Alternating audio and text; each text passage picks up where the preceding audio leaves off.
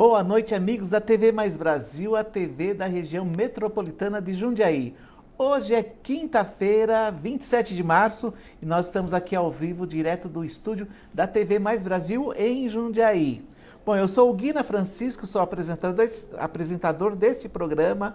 Bom, gente, como eu sempre digo, né, programa ele tem que estar recheado, e ele está recheadíssimo nessa noite, tá?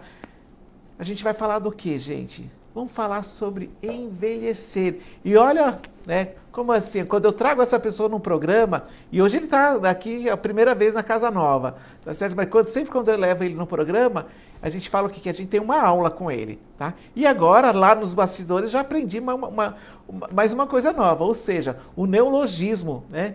Que é envelhecência. O que é envelhecência? Você sabe o que é envelhecência? Tá certo? Vamos pensar o que é isso, tá? A gente vive, né? Nós vivemos a adolescência, tá certo? E aí passamos para a fase de adulto e agora vamos falar sobre a envelhecência, tá? O que é envelhecer? Bom, eu tenho um prazer muito grande de receber aqui no Conversa com o Guina Francisco o meu amigo doutor Osmar Ventris. Boa noite, doutor. Boa noite, Guina. Prazer é meu, saudade. E é sempre uma alegria muito grande participar do seu programa, né, Guina? Na verdade, o tempo passa depressa. E aí está uma coisa muito importante, Guina. É saber viver o aqui e agora. Tá? É dar graças a Deus pela vida e é saber viver o aqui e o agora. A felicidade, ela não está no fim do caminho. A felicidade não está quando tal coisa acontecer, né? Eu achava que felicidade, Guina, seria quando eu emagrecesse. Mas como eu não emagreço, então eu desisti. Eu tenho que ser feliz agora com a minha gordura mesmo. Tá legal? Trazer pra gente envelhecência, que eu gostei muito dessa palavra. E generatividade, envelhecer com propósito. O que é isso, doutor? Assim como existe a infância, que é um período, existe a adolescência, que é um outro período. Então ele pegou a palavra que foi cunhada pelo brasileiro, envelhecência, e utilizou com a mesma conotação de infância e adolescência. Porque são fases. A infância é uma fase de adaptação para a adolescência é uma fase de adaptação para a vida adulta e a envelhecência é uma fase de adaptação do adulto para a velhice, não é? Qual é a diferença entre idoso ou velhice e envelhecência, envelhecente? Envelhecência é uma transição, não é? E já a velhice, não é? Ele já é você estar com as suas condições emocionais, físicas, já bastante fragilizado, não é? Muito bem. E o idoso?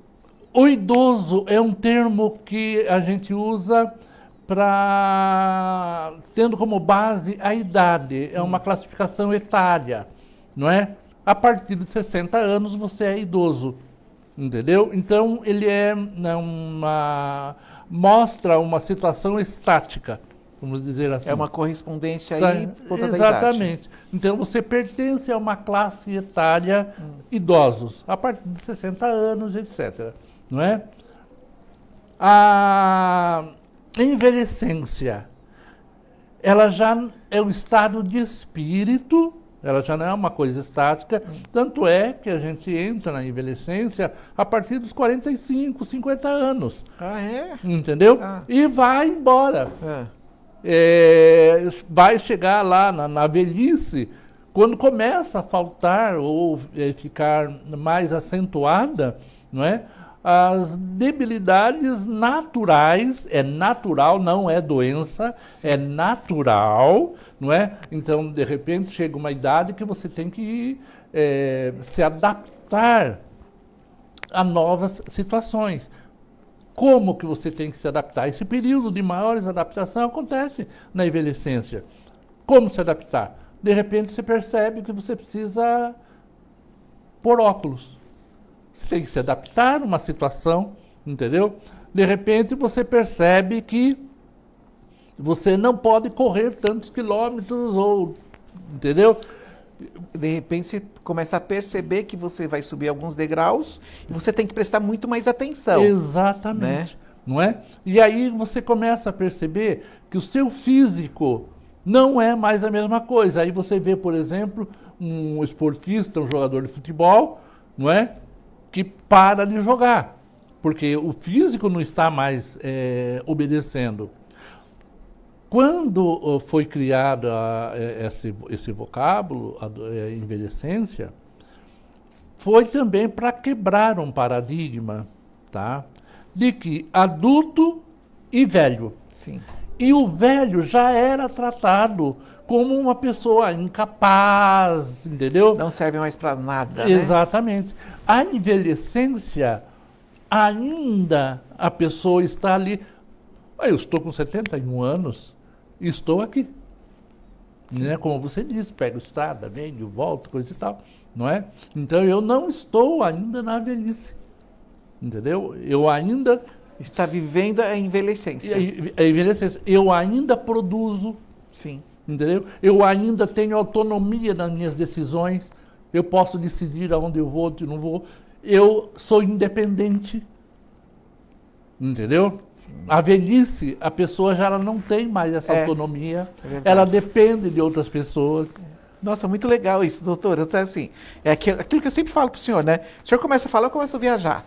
Tá certo? E o senhor trazendo esse vocábulo, esse neologismo aí, né, da envelhecência, tá? A adolescência, ela tem um período, né, que vai dos 12 aos 21 anos aí, tá certo? Então ela tem esse período. A envelhecência, o senhor falou que inicia por volta de 40, 45 anos. E tá 50 certo? anos seria uma marca. Uma marca, tá. Mas assim, então ela tem um período bem maior do que a fase da adolescência. Na envelhecência, você vai atingindo o tempo de aposentadoria, entendeu? E aí vem uma série de transformações na vida da pessoa.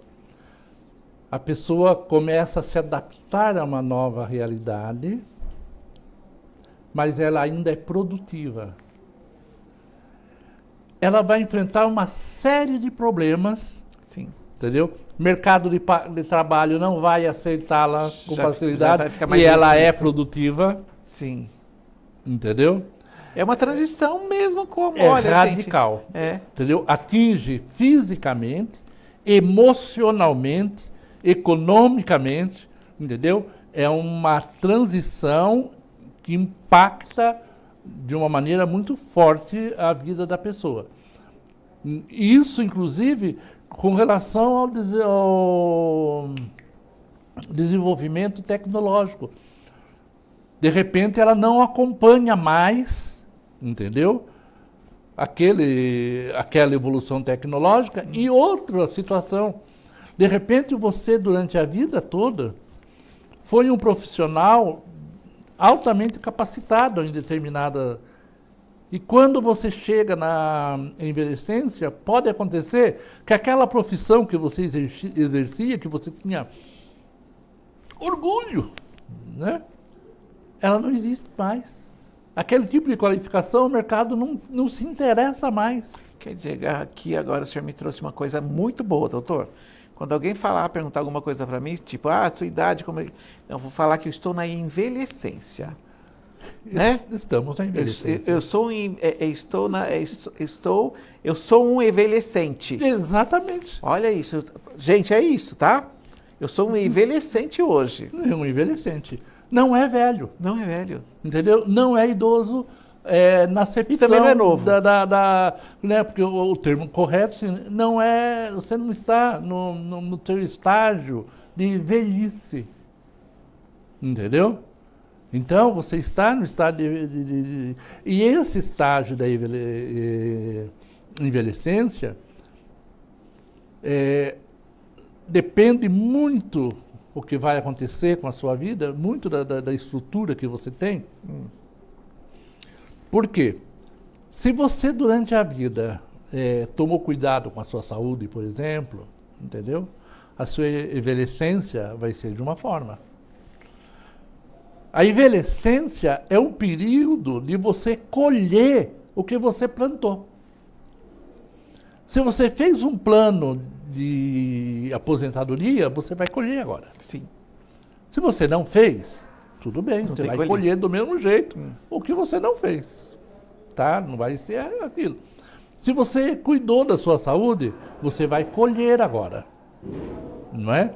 Então, a envelhecência, ela também é uma fase de... Olha só como ela é rica. Ela é uma fase de transformações emocionais, físicas, sociais, muito grande. É uma fase de você pensar, porque você vai receber o fruto do que você plantou durante a vida, e isso vai te impactar emocionalmente. E é uma fase de renovação. A envelhecência, ela se caracteriza muito como uma fase rica do envelhecente, porque é uma fase de renovação. O professor, ele é aposentado. Ele resolve dar um cursinho, ele resolve fazer um trabalho voluntário, ele resolve, enfim, ajudar pessoas, montar. Então ele vai renovar e ele vai continuar praticando aquilo que ele gosta, aquilo que ele sabe, de uma outra forma. Entendeu? Pessoas que muitas vezes na envelhecência, com 50 anos, 60 anos de idade, aprende música, escreve livro, faz artes manuais, entendeu?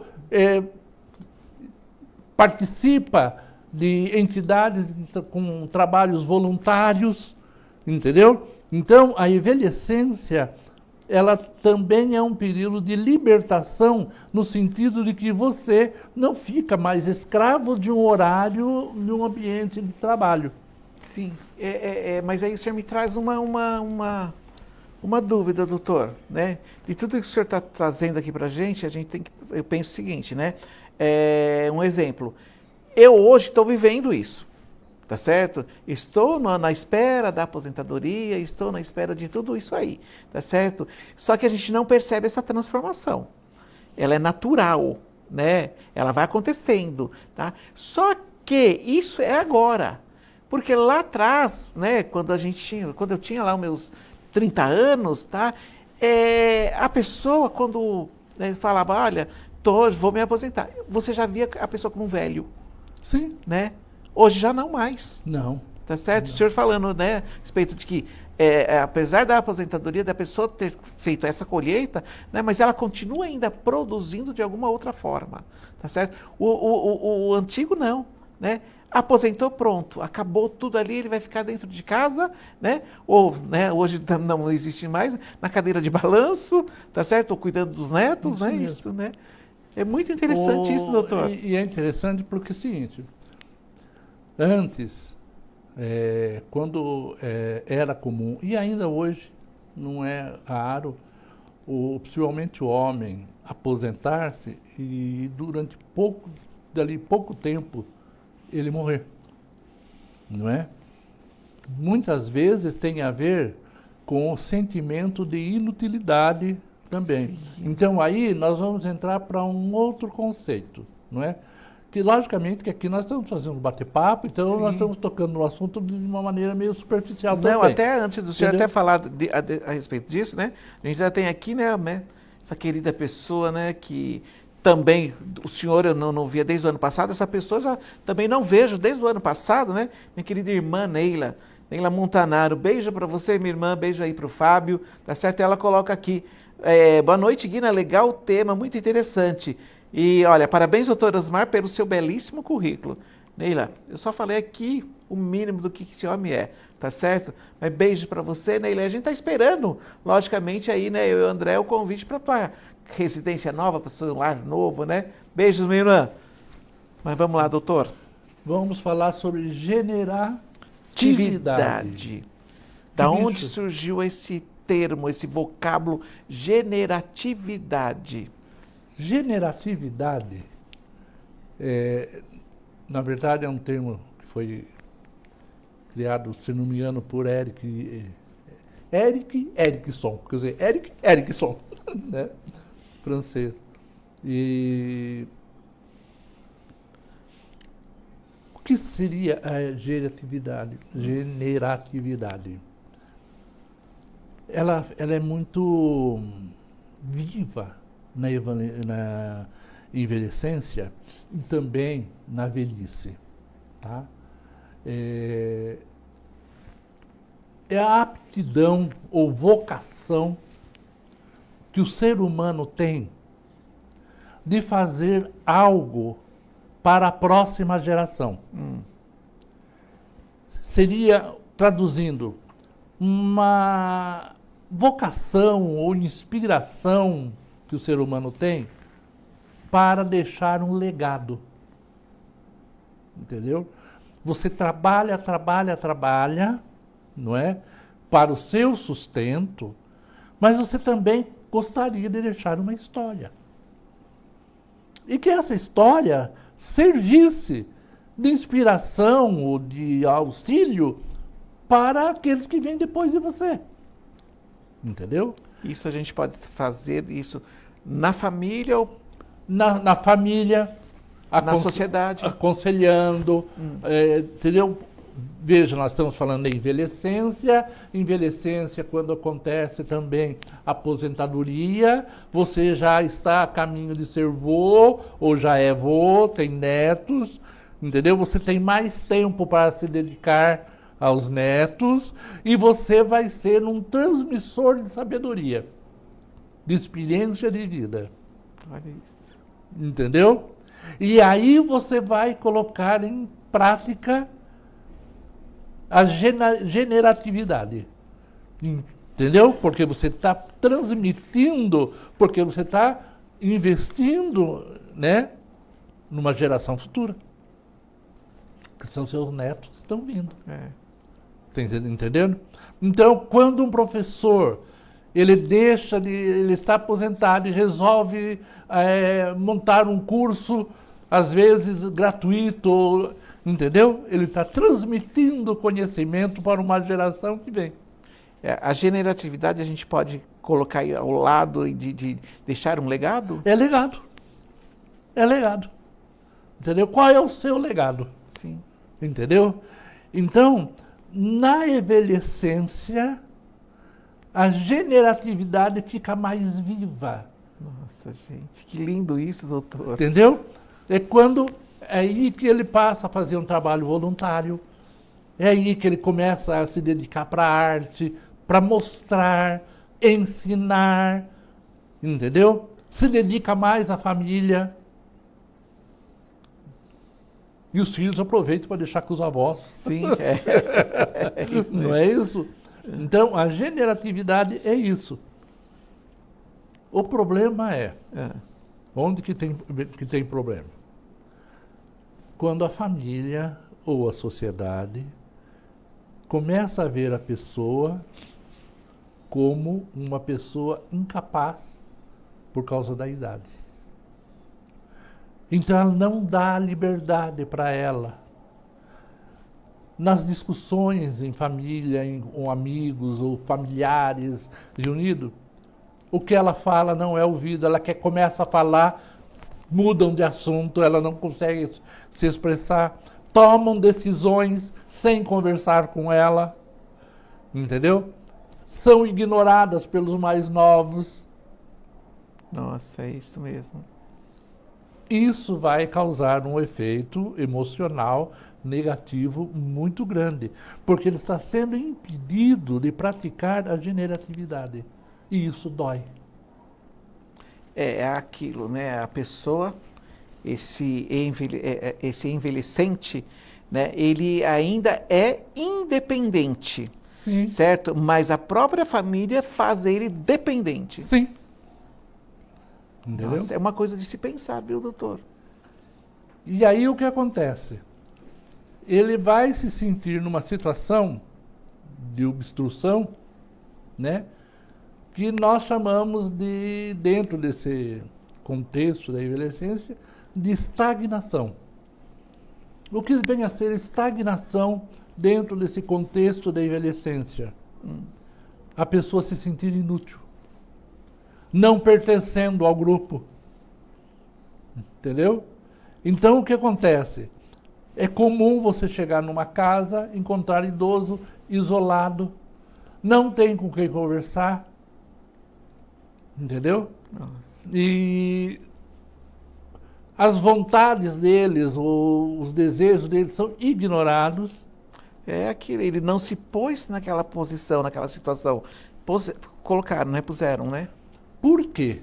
Um dos fatores é o seguinte: naturalmente, no decorrer da vida, todas as nossas células, nossos órgãos, vão se desgastando e vão se transformando. E aí o que acontece? Nós vamos perdendo a beleza, os nossos olhos vão enfraquecendo, nós temos dificuldade para engolir, Para ouvir. para caminhar, o nosso aparelho digestivo não funciona da mesma forma, o nosso aparelho circulatório não funciona da mesma forma. E isso tudo passa a ser um motivo de marginalização pela sociedade, pelos adultos. Porque se você for uma pessoa que está no estado de velhice,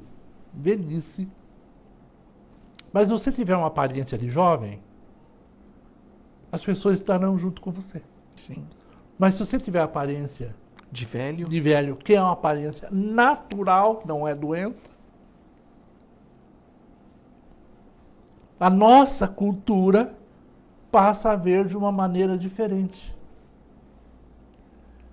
E passa também a querer determinar o que é bom para ele e o que não é.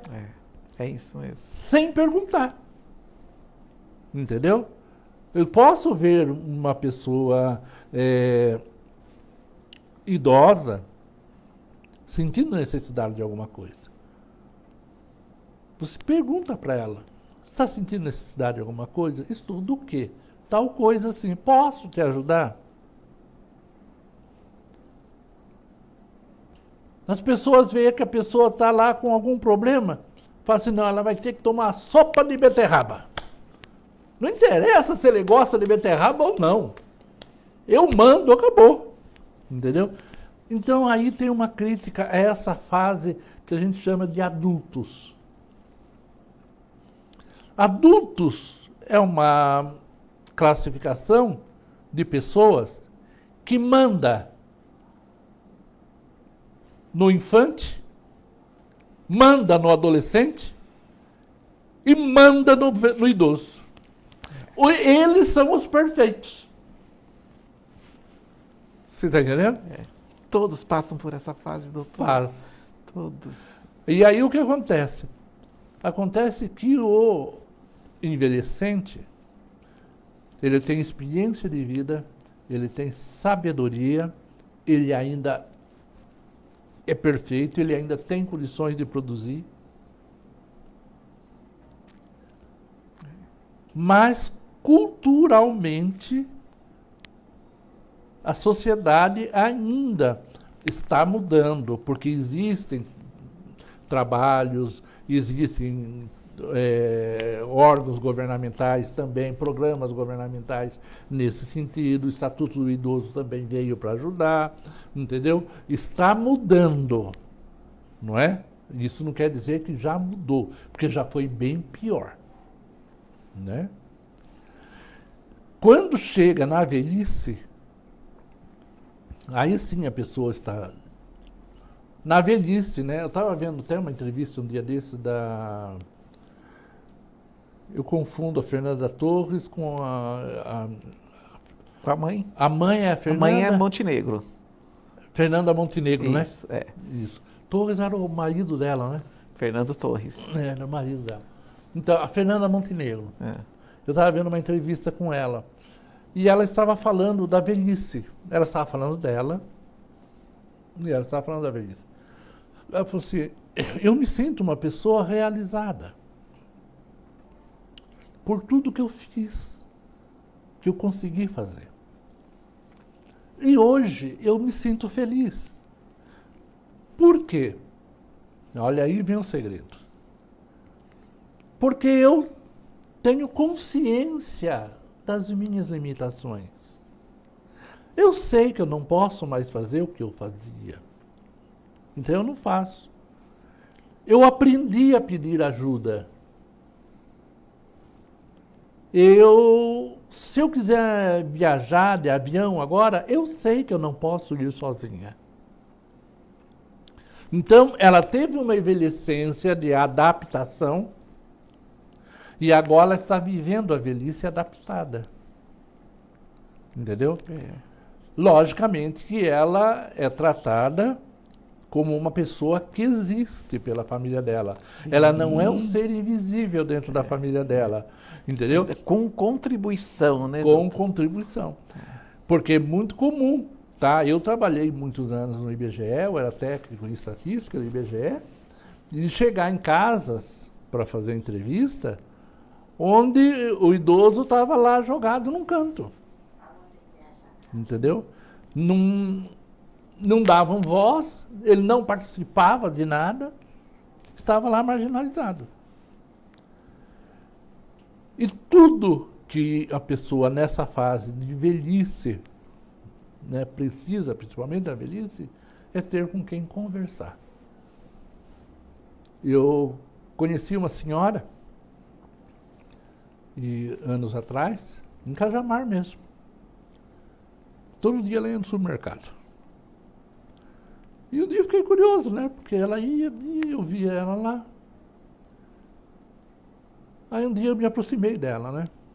Ela estava andando para lá e para cá. Falei, a senhora está precisando de alguma coisa? Ela falou assim, olha, eu queria fazer lá uma comida, alguma coisa na casa dela. E tem um ingrediente tal, parece que aqui não tem. Eu falei para ela, a senhora permita que eu ajude a senhora? Nunca façam nada para alguém sem ter autorização desse alguém para fazer. Seja quem for, né, doutor? Seja quem for, seja o que for. É isso mesmo. Tá? Nunca. Você quer ajudar alguém? Não ajude. Conversa com ela. Olha, eu estou aqui com uns móveis a mais em casa e eu gostaria de saber se você tem interesse em ter alguns que eu estou doando. E não você pegar seus móveis e levar lá, tá, tó. Entendeu? Todo e qualquer tipo de ajuda pede autorização para a pessoa. Isso. Tá? Aí ela falou, ai, por favor. Aí levei ela até onde estava, como estava na altura dela, eu mostrei, é esse daqui. Se estivesse mais alto, eu ia perguntar para ela se ela gostaria que eu pegasse. Mas estava na altura dela, ela pegou. E aí começamos a conversar. Aí eu falei, eu vejo sempre a senhora aqui no mercado, coisa e tal. Ela falou assim, não é que a minha filha sai para trabalhar, o meu genro sai para trabalhar, meus netos saem para estudar, e eu fico sozinho em casa, nunca tenho nada com quem conversar. Olha isso. Então eu venho aqui no mercado porque eu fico olhando gente. Você está entendendo? É muito interessante, gente. Muito legal. Então, é uma fase... Qual é o meu objetivo de nós estarmos conversando sobre isso, Guina? É para que aqueles que estão nos vendo, nos prestigiando, se conscientize de que o período da envelhecência, a pessoa é útil, ela procura serviço e ela procura ser útil de alguma forma. Quando ela chega na velhice, ela está totalmente fragilizada, ela precisa de remédio, ela precisa de atenção, entendeu? Mas ela precisa principalmente, se sentir que pertence àquela família, que ela não é um obstáculo, que ela não é um estorvo para aquela família. Entendeu? Porque quando está nessa fase da velhice, Eric Johnson, era Eric Erickson, ele chamou de integridade versus desespero. O que vem a ser integridade? Na velhice, é normal que as pessoas começam a rever a sua vida. O que foi, o que não foi, o que fez, o que deixou de fazer, por que fez. E quando ela sente que ela não fez tudo o que ela podia fazer, ou que ela não produziu o que ela gostaria de produzir, e isso ela sente como? Através do tratamento que ela recebe da família, dos amigos, da sociedade. Ela começa a se sentir um inútil. Porque tudo que ela fez não é um legado. Não tem valor.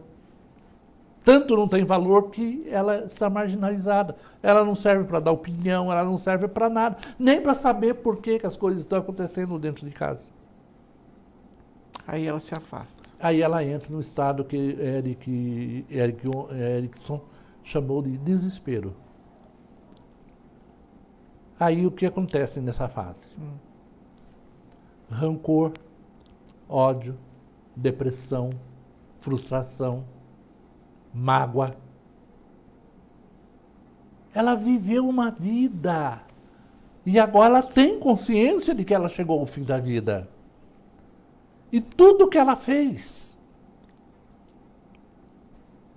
não é reconhecido, nem por ela. Ou seja, não deixou legado. Não deixou legado. Agora, quando a pessoa sente que é reconhecido, mesmo que não seja reconhecido pelos outros, mas ela se sente reconhecida, ela, entendeu, se encantou com o que ela fez, não é? Então, aí, essa é uma fase que ela tem paz de espírito, entendeu? Tranquilidade, inclusive uma melhor aceitação da morte. Está em paz. E o envelhecer com propósito é... Como a envelhecência, ela consiste em você colher o que plantou, exercício físico, tá? Reuniões com amigos, amizades. É muito importante para você construir uma roda de amigos que passa a se constituir um grupo de apoio para enfrentar essa situação. Doutor, só para que a gente possa encerrar nesse nosso bate-papo, porque eu não queria encerrar de forma nenhuma, tá certo? Mas envelhecer dói, doutor? Depende, né? Me diz uma coisa, você já foi adolescente, doeu? Não. Você percebeu? Não. Também já fui um adulto. E também acredito que eu já fui esse adulto que também quis dar conta de uma pessoa que estava aí idosa, certo? Não dá oportunidade para essa pessoa. A gente sofre as emoções da forma como nos tratam. Isso dói, tá? O fato de você estar naquela fase não dói. Eu sou um adolescente. É o viver o outro. É, tá? A forma como você é recebido, como você é acolhido, por mais dificuldades que você tenha, você se sente realizado. Quando o outro olha para você com desconfiança da sua capacidade, com desconfiança daquilo que você pode produzir, da sua essência, isso dói. E aí não interessa se você está na velhice, na envelhecência, adulto, adolescente ou infante. Muito bom. E você que está nos assistindo, você é um envelhecente? Você é um velho? Você é um idoso? Você é um adolescente? Ou você é um adulto? Tá? Que fique essa aula nesse dia 27 de março aqui, né? Que é essa aula maravilhosa aqui com o Dr. Osmar, tá certo? Mais uma vez, doutor, brigadíssimo. Até a próxima, tá menino. Até a próxima.